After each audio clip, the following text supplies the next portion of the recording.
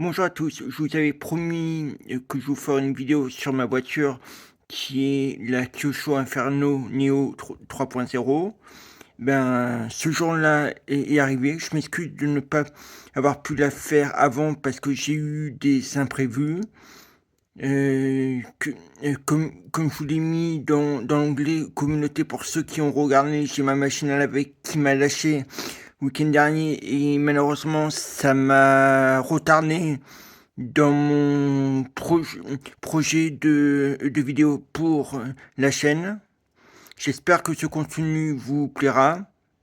N'hésitez pas à vous abonner, à commenter et à partager. C'est très important parce que ça me permettra d'avoir des opportunités pour pouvoir faire des sujets qui vous intéressent, des sujets qui m'intéressent aussi, et aussi de pouvoir investir dans du meilleur matériel. Le nombre de vues sur la chaîne ne fait qu'augmenter, mais pas suffisamment. Mais le nombre d'abonnés reste à 11. Nous sommes 11 abonnés sur la chaîne. Je compte sur vous pour augmenter ce chiffre. Donc, pour venir à ma voiture, elle est disponible en électrique ou en thermique. Moi, j'ai choisi en électrique parce que quand on commence dans le modélisme, c'est ce qu'il y a de plus commode. Les attaches que vous voyez dans ma main permettent de tenir la carrosserie, puisque vous avez des trous ici et ici. Là, on ne voit pas très bien parce que j'ai déjà défait une partie de la carrosserie pour pouvoir vous la montrer. Donc, sous la carrosserie, on retrouve le moteur, la batterie. Je vais pas vous la faire parce que ça n'a pas grand intérêt. Donc le moteur est là. Le boîtier euh, pour pouvoir communiquer avec la télécommande. Le système de refroidissement qui est là et et, et qui, qui est branché directement sur le moteur. C'est une voiture avec un débattement de suspension assez important. Comme, euh, comme vous pouvez le voir quand j'appuie dessus, c'est une 4 roues motrices avec des suspensions indépendantes. Alors, je suis un peu embêté pour vous donner la vitesse maximum du véhicule ainsi que ses performances parce que sur le site internet, il n'y a pas vraiment de données officielles qui sont dites. Mais par contre, quand je regarde sur d'autres sites, elle est annoncée pour des vitesses entre 50 et 80 km/h en vitesse maxi. La voiture est équipée aussi d'une télécommande qui est celle-ci. Donc ça c'est la gâchette pour pouvoir accélérer, freiner et reculer. Ça c'est pour pouvoir tourner. Et ça c'est pour différents réglages du véhicule. Là, c'est pour inversion pour droite-gauche. Alors, ça sera beaucoup mieux ici. Donc, vous voyez, je peux je peux ajuster le pas d'accélération, Je peux ajuster le réglage de fin de course, inverser le sens de la direction du mouvement de l'accélérateur, ajuster la direction, ajuster le débattement de la direction, contrôler la direction droite-gauche, contrôle des mouvements avant-arrière. Et ce bouton qui est là, je vous dis une bêtise, c'est droite-gauche. Contrôler la direction, ça va être l'angle de braquage. Contrôler l'accélération, ça va plutôt être, je dirais plutôt que c'est le ralenti. Si c'est au neutre, tant que j'appuie pas sur l'accélération, sur l'accélérateur, la voiture n'accélère pas. Par contre, en fonction du réglage fait, la voiture peut avancer tout seul avant que j'appuie sur l'accélérateur.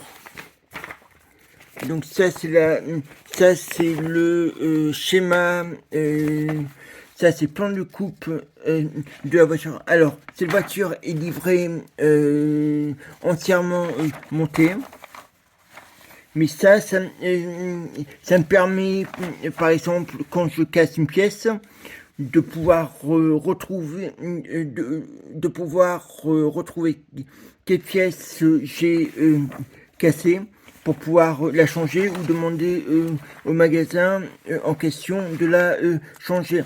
Donc en fait, c'est plus un plan de coupe avec la liste des pièces qui composent le véhicule. Kyosho, c'est une marque japonaise. C'est pour ça que j'ai un peu j'ai des écritures japonaises dessus. Bon, je reconnais que la netteté n'est pas top, mais c'est vrai qu'avec votre aide, je pourrais peut-être m'acheter du meilleur matériel pour pouvoir faire des focus un peu plus nets. Mais pour ça, il faudrait que j'arrive à la monétisation de la chaîne. Donc voilà, ça c'est le but de cette notice. L'autre notice, je vous ai montré quelques pages, c'est plus pour la mise en route de la voiture et quelques explications. Et ça, c'est le chargeur. Il faut savoir que le chargeur n'est pas vendu avec la voiture. C'est quelque chose qui est vendu séparément. Le chargeur, je peux choisir le type de batterie, l'ampérage. Donc là, j'en ai une qui est ici, qui est neuve, que je déballe sous vos yeux. Voilà. Voilà à quoi ressemble la batterie d'une voiture électrique. Ça, ce sont des câbles de charge qui se branchent sur la batterie, parce qu'après ça vient se connecter sur ces connecteurs. Si la voiture je l'utilise pas pendant longtemps, je peux décharger la batterie pour éviter qu'elle s'abîme. Après, la voiture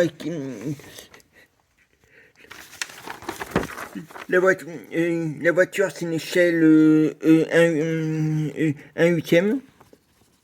Elle est équipée d'un moteur Kyosho Speedhooks Torx X8 brushless. Je vais pas rentrer trop dans les détails parce que sinon ça n'a pas trop d'intérêt. La seule chose que je vous dirais, c'est qu'un moteur brushless, c'est une machine synchrone autopilotée à aimant permanent de la catégorie des machines synchrones dont le rotor est constitué d'un ou plusieurs éléments permanents et pourvu d'origine d'un capteur de position rotorique, capteur à effet Hall. Synchro, réservoir codeur rotatif, par exemple codeur incrémental ou tout autre système permettant l'autopilotage de la machine. Donc, bref, c'est un moteur brushless. En fait, c'est ce qu'on appelle un moteur à aimant permanent avec un ou plusieurs aimants extérieurs. Avec un ou plusieurs aimants permanents. Son fonctionnement, c'est un moteur qui fonctionne en courant continu, d'où son appellation de l'anglais brushless. Il vient du fait que ce type de moteur ne contient aucun collecteur tournant et donc pas de balai. Toutefois, un système électronique de commande doit assurer la commutation de courant dans un roulement statorique. Ce dispositif peut être soit intégré au moteur pour les petites puissances, soit extérieur sous la forme d'un convertisseur de puissance de type onduleur. Le rôle dans son capteur plus électronique de commande est assuré l'autopilotage du moteur, c'est-à-dire l'orthogonalité du flux magnétique rotorique par rapport au flux. Alors, voilà, je vous ai trouvé un schéma type d'un moteur brushless à aimant permanent.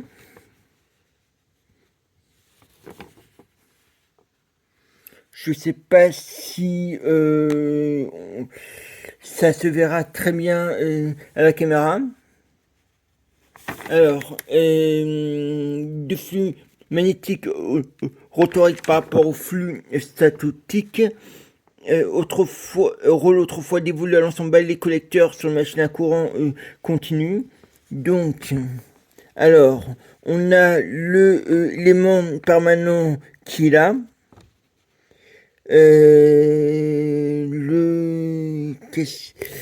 Alors, l'élément permanent, c'est là. Les roulements sont là. Ça, c'est le connecteur. Faisceau électrique, c'est câble rouge. Inducteur plastique est là. La bobine qui est ici.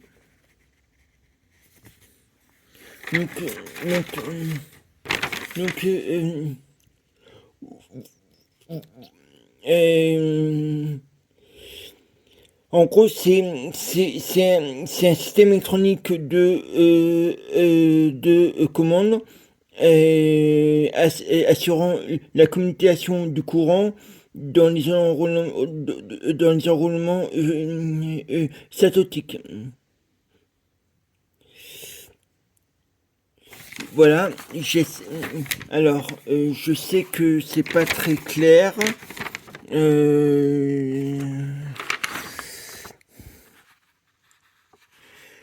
C'est les dimensions de la voiture, je suis pas sûr que c'est une voiture avec 4 roues motrices et 3 différentiels, un centre de gravité bas, et amortisseurs gros volume qui sont là.